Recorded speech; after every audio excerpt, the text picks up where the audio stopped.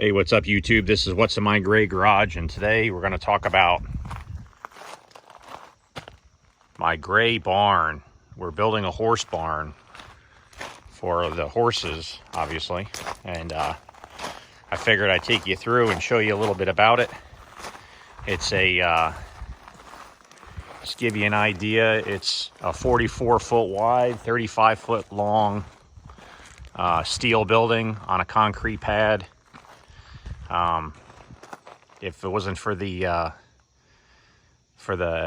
pandemic, I think it would have been done a lot quicker. But we started the project probably in April. You know, putting a down payment on the building and getting the contractor lined up to do the concrete, who did an exceptional job with the concrete. They did a great job on it. But yeah, here's the inside of the building. It's got a long area here in the middle, like a walk-through. We put a doorway on each end, so it'd be easier for it to cool down. Any way to cool a building is to have two doors. These are just 10-foot doors because I don't plan to put anything really too immense in here. If I thought about it better, I would have made it a little bit bigger, just so I could have put possibly the horse trailer in here.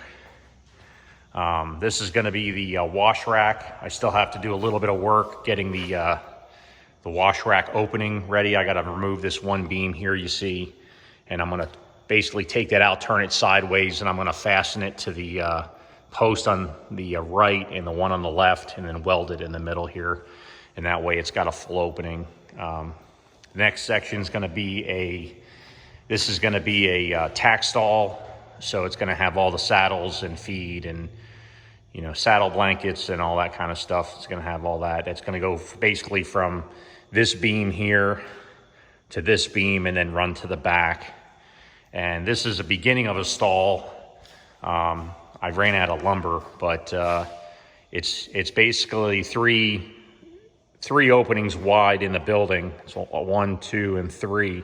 And the entranceway to the stalls in the middle. I'm going to show you the other stalls on the other side that are complete, but this is the beginning of one. It's pretty good. It's not bad. It gives it, it's roughly 12 foot. It's 11 and change, and then it goes to about 15 feet.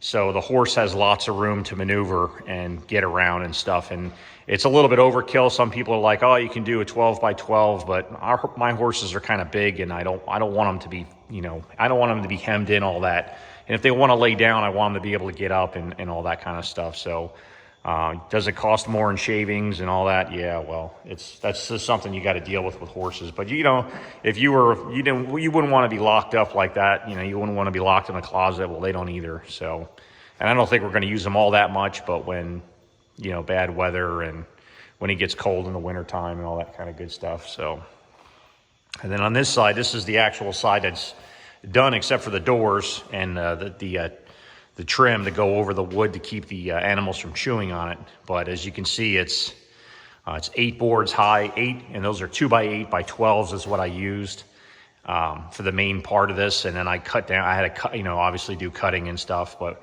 what we did is we have basically about a 5-foot opening for the door, so which is plenty big. So for the horse to come through here. And then you have the walls high enough where when the horse comes over to the door or comes over towards the wall here, they can kind of hang out, but they can't really do anything. They can't reach anything. And then the walls, the side walls are, what I did is I used this 90-degree channel, and I took 2 pieces of it and put it together and made it like a U-channel, so that way it would hold the boards. And they're screwed into the main beam, and then they're also the wood screwed into the board from one side. So it's pretty sturdy. I may have to put something in the middle here just to reinforce it, but you know, I don't think they're going to cause any problems with it or anything. The stalls are, like I said, they're 8 boards high, and that's to keep the you know, for any animals that are kicking or get kind of excited. As they all do, they get, you know how horses get. They get the zoomies just like dogs and cats and all that stuff. And sometimes they just have to release some energy and they kick. So I'm trying to keep it so they don't kick a hole in the wall, because that wall behind that wood is just tin. You know, it'll punch a hole right through it, no problem. So And then what we did is in the middle here, we made an area. It's basically 5 by 11. So you're talking about 55 square feet of floor storage, and not including going up.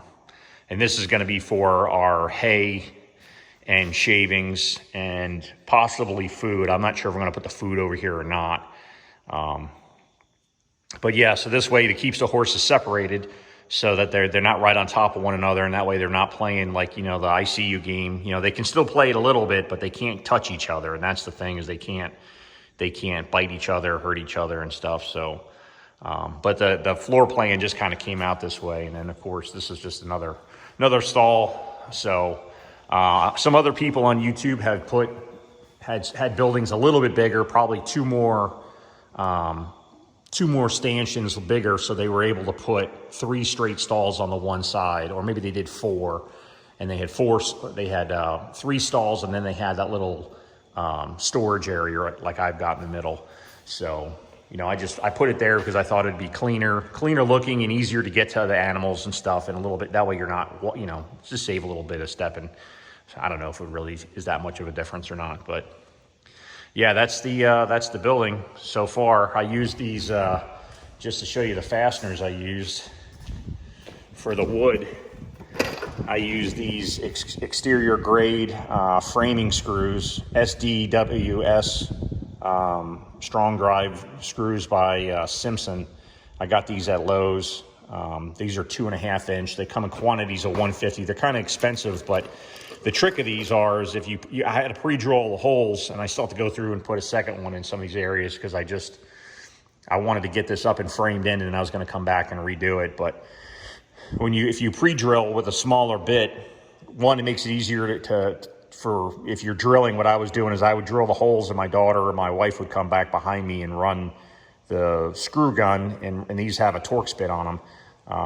If I'm not mistaken, it's like a 25. Yeah, it's a T25 bit. And they would just run these in, and if you pre-drill it, it makes it real easy for the bit to go in, and it grabs that metal and holds real well. Plus, with the flat head on it, you can countersink it a little bit. And what that does is that allows you to prevent anything from snagging on it, especially in the stall. And that keeps the animal from getting caught, or their tail, or their mane, or anything like that. So because if you see here, all the screws, almost all of them are countersunk just a little bit, and that prevents anything from grabbing on the animal. So now the wood's going to splinter and stuff. That's why I've got to put a metal cap. I'm still trying to find somebody who's got a way to bend metal for me, and I'm looking for like a 1.5 with 2 inch sides, so I can go down all this top of the wood and the sides here, and make it a little more decorative.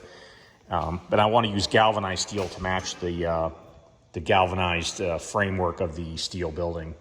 So, but yeah, that's what it looks like so far. It's really come. This has only happened in a couple of days.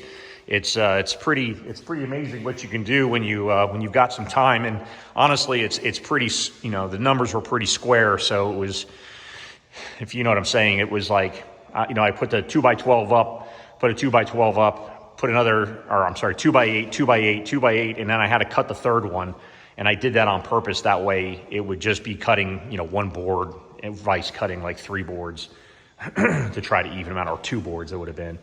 I just did it that way. Plus, it's horse stalls; no one's really going to see, and they're going to get all dirty and all that stuff. So they look good now, but of course, as time goes by, the wood's going to weather and whatnot. But I plan to run electric in here. What I did is when I had the pad poured, I had them leave a space there for the electric to come in. That's going to be right here in the tack room.